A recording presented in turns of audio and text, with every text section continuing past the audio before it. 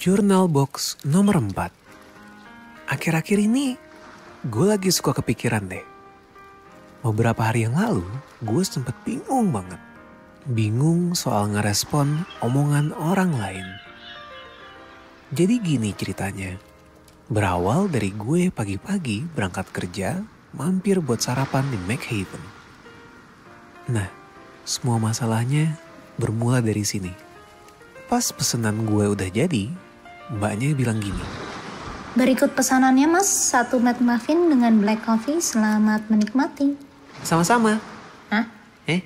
Karena reaksi mbaknya kayak gitu, gue langsung mikir, kok aneh ya kalau gue jawabnya sama-sama. Gue harus jawab apa kalau gitu? Rasanya ada yang salah kayaknya.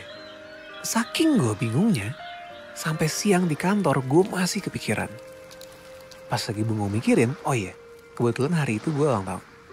Pak Q nyamper ke meja gue dan bilang, Selamat ulang tahun Mas Box. Iya selamat ulang tahun juga ya Pak. Jawaban gue ke Pak Q ngebuat gue jadi tambah canggung dan makin bingung.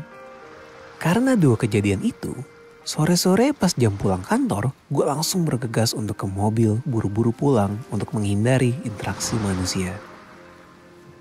Pas di jalan pulang, ditemani macetnya ibu kota, tiba-tiba ada 1 orang naik motor lewat sebelah mobil gue dan bilang gini.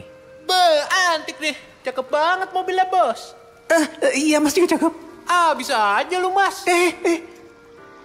Gue malu banget. Walaupun orangnya seneng ya dibilang cakep kayaknya, tapi gue gak bermaksud ngomong gitu. Tanpa banyak mikir, gue langsung tancap gas pulang ke rumah. Akhirnya gue sampai di apartemen. Gue mikir, ya paling gak kalau gue udah di sini gak bakal nemuin interaksi-interaksi aneh lagi. Tapi gue salah.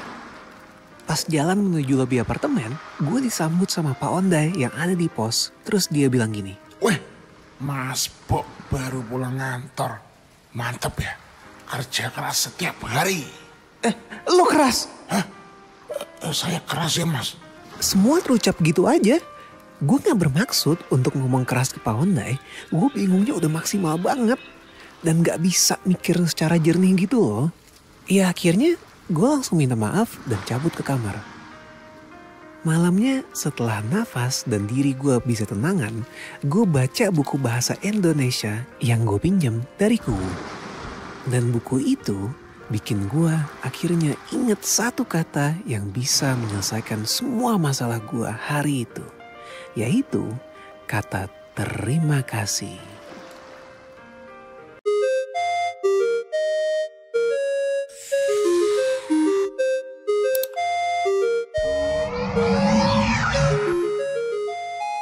Gue mau cerita deh, kan sejak gue bikin channel vlog, gue tuh jadi sering banget aktif di YouTube kan.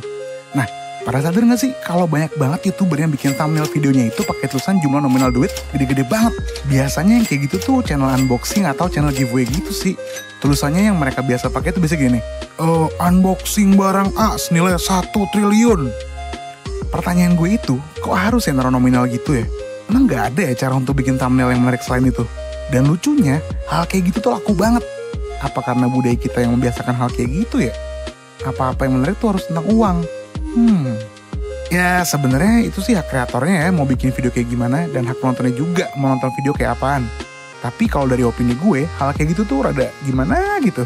Kalau misalnya kontennya itu kayak unboxing barang dengan harga puluhan juta atau ratusan juta gitu, ya masih oke lah. Soalnya kan masih informatif gitu kontennya ya. Dan mungkin bisa jadi motivasi orang yang belum bisa beli barang itu sekarang bisa lebih semangat lagi untuk suatu hari beli barang itu. Tapi tuh ada yang gue khawatirin juga di sini. Gue tuh khawatir ada orang-orang yang ngerasa iri dengan nonton konten-konten kayak gitu. Soalnya tuh masih banyak orang-orang yang punya banyak keterbatasan. Gue cuma khawatir nanti bisa terjadi hal-hal yang tidak diinginkan cuma karena rasa iri. Gitu sih. Nah, tapi ada nih konten-konten yang gak ada manfaatnya sama sekali. Contohnya, kontennya tuh yang cerita tuh kayak beli mobil supercar gitu, 10 miliar untuk dihancurin. Apa coba manfaatnya bikin konten kayak gitu?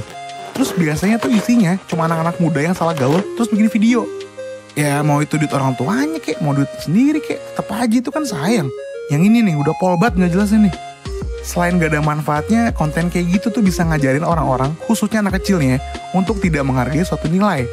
Kalau nyari uang ya gampang aja gitu. Minta dikeplak nih sama orang-orang kayak gini nih. Ya pokoknya balik lagi sih, ini cuma opini gue aja ya. Gue sih di sini cuma mau ngingetin aja, kalau mau bikin sebuah konten itu yang bisa bermanfaat untuk orang lain, gitu. Konten bermanfaat tuh kayak gimana ya? Ini nih, kayak bikin tutorial terbang gitu contohnya. Baru inget, Vlog 3 belum lanjut ya? Lanjutin kali ya?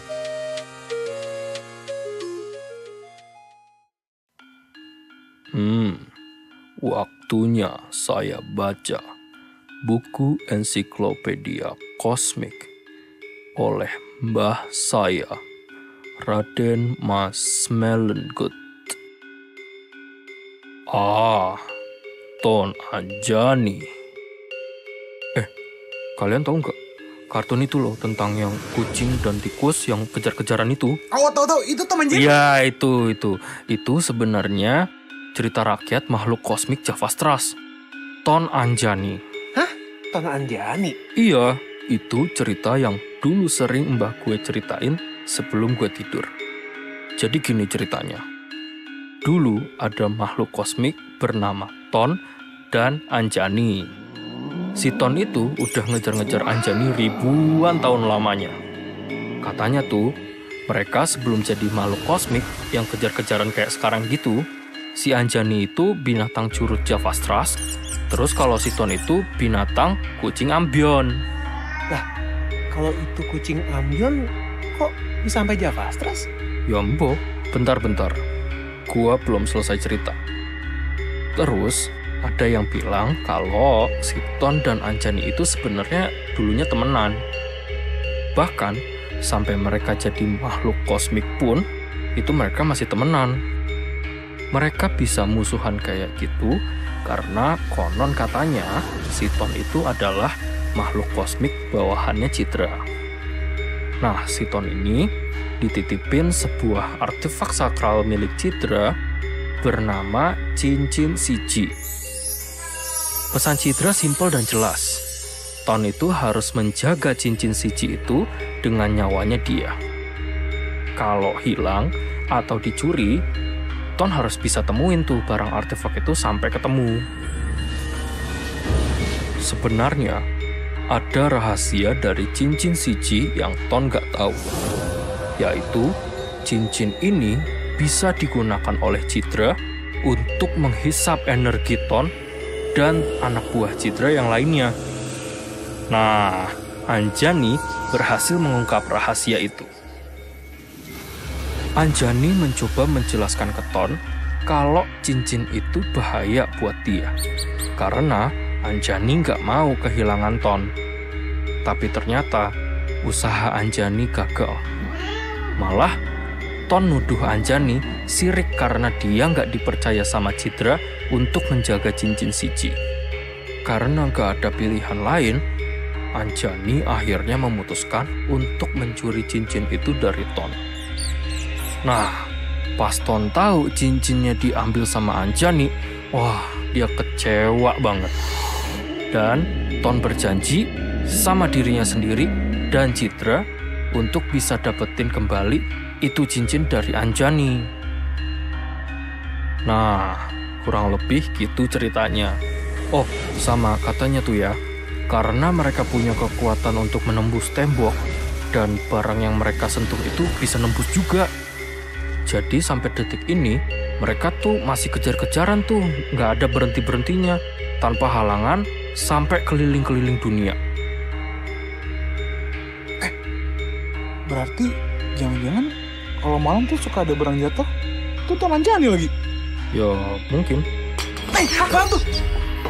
Apaan sih? Apa sih? Biar gue mau ke February Mart nih. Mau nitip nggak lu? Gua nitip roti deh. Oke. Lah, kirain udah keluar. Tadi udah kok. Loh kok? Iya kan? Kok balik lagi sih? Iya kan? Ikut juga kayak gitu deh. Coba Bayi-bayi kok udah rame aja dah. Tuh kan? Lu di situ. Strange. Strange coffee.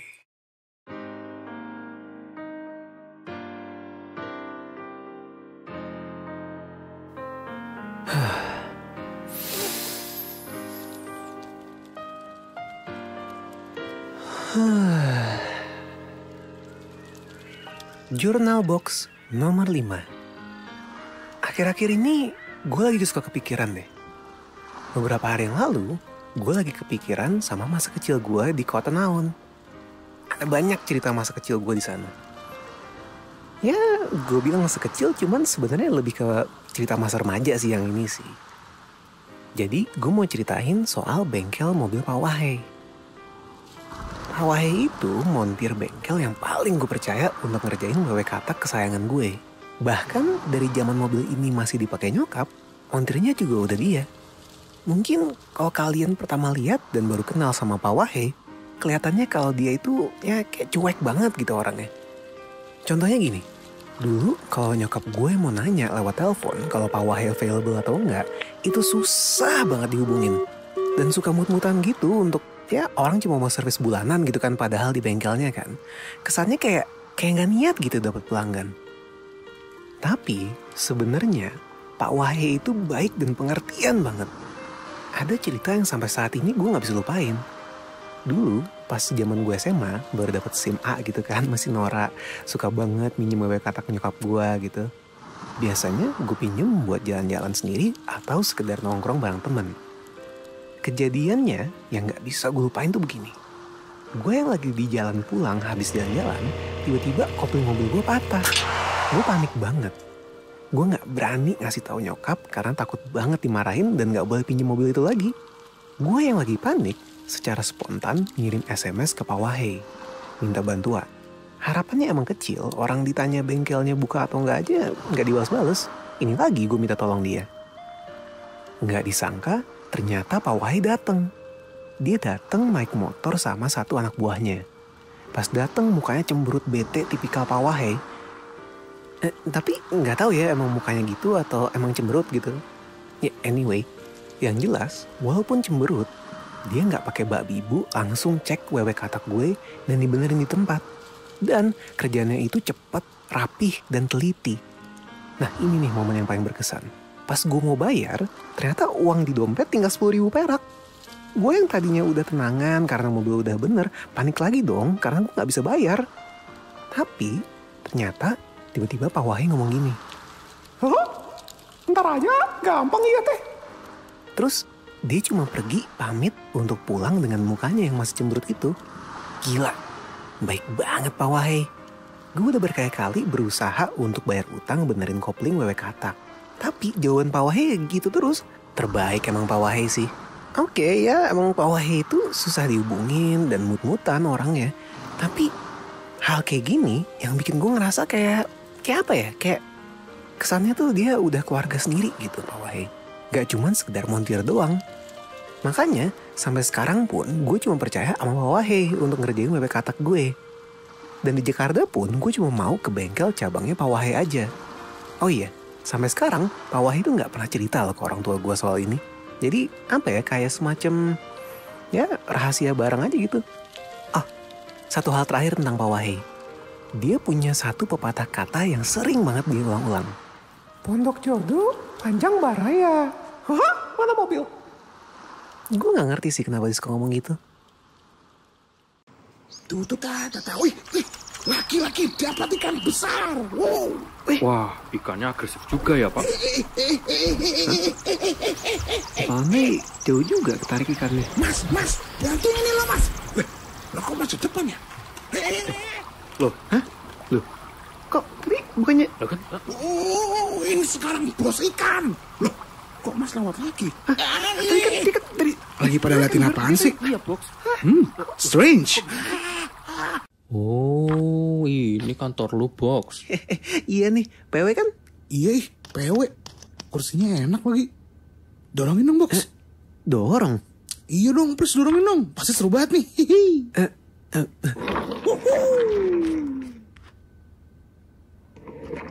Björn. Björn,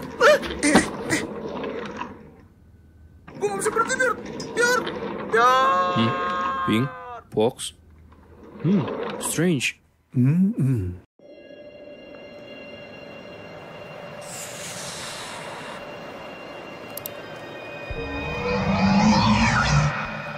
Gue pengen cerita deh. Kan beberapa hari lalu si Slim Sabi ulang tahun ya. Nah, di grup Discord gaming kita tuh rame-rame sama yang lain pada ngucapin.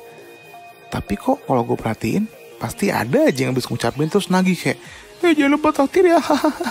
Kenapa ya? Gue jadi mikir, kok di sini tradisinya kalau kita ulang tahun kita yang ngeraktir ya? Oke, kalau dipikir-pikir, mungkin tradisi ini kebawa dari kita kecil kali ya? Tapi kalau waktu kecil kan kita pesta ulang tahun dibayarin sama orang tua, makanya gak berasa. Ya kalau sekarang, pasti berasa banget. Atau mungkin karena kebiasaan orang kita ya, sering ngadain syukuran, makanya pada gitu. Soalnya aneh aja gitu, kok kita yang ulang tahun, kita yang raktir.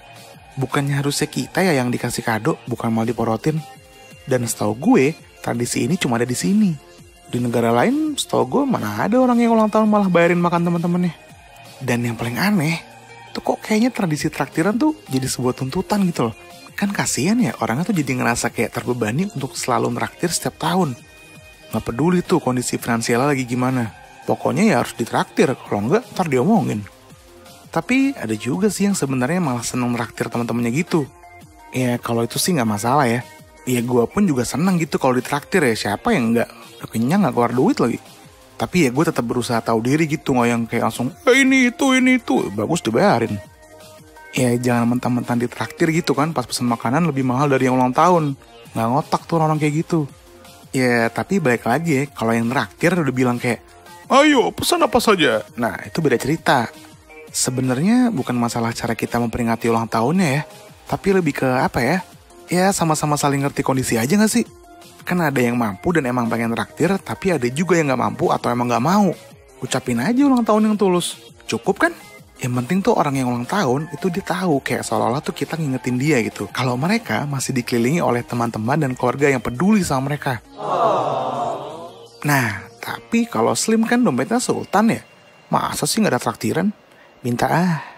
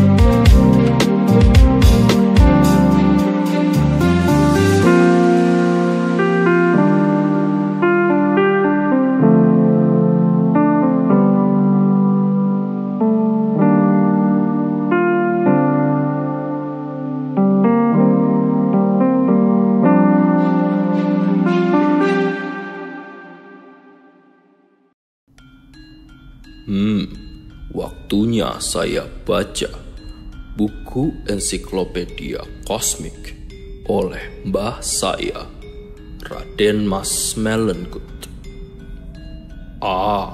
Kosmik Nayoh. Nayoh itu adalah salah satu kosmik anak buahnya Arsa.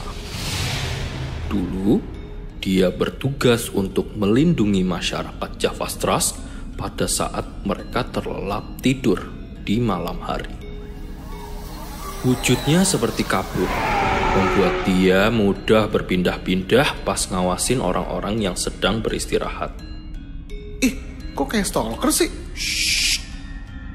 Nah, kalian tahu nggak tradisi kenapa Pak Satpam itu setiap tengah malam keliling mukul-mukulin tiang listrik? Buat ngasih tahu kalau mereka lagi keliling kan? Bukan.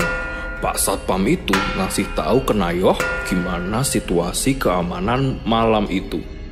Jadi dulu tuh ya, para penjaga desa punya kode sendiri sama Kosmik Nayoh. Kalau dulu masih pakai kentungan kali ya, belum ada tiang listrik. Tapi pokoknya kodenya gini. Kalau ada yang mentungin tiang listrik sekali, itu tandanya Pak Satpam ngasih tahu kalau situasinya aman terkendali. Kalau mentunginnya 2 kali, berarti lagi ada maling beraksi. Nah, pas situasinya kayak gini, Nayoh baru beraksi membantu para masyarakat Javastras. Dia punya kekuatan untuk merasuki badan orang yang sedang tidur. Jadi, pas ada maling masuk ke rumah orang yang lagi tidur, dengan bantuan Nayoh, orang yang punya rumah itu tiba-tiba bisa jago berantem dan melindungi harta dan martabat orang itu. Yang terakhir, mentunginnya 3 kali. Ini biasanya kalau lagi ada bencana alam, karena Javastras kan deket banget sama Gunung Merapi. Nah, cara Nayoh ngelindungin masyarakat Javastras itu dengan merasuki badan satu kampung untuk membantu evakuasi ke tempat yang lebih aman. Tapi, ini biasanya Nayoh lakuin kalau udah nggak ada pilihan lagi sih. Soalnya, ngerasukin badan satu kampung itu bikin energi Nayoh itu cepet banget habisnya. Gak semudah ngerasukin satu badan. Oh iya, satu lagi.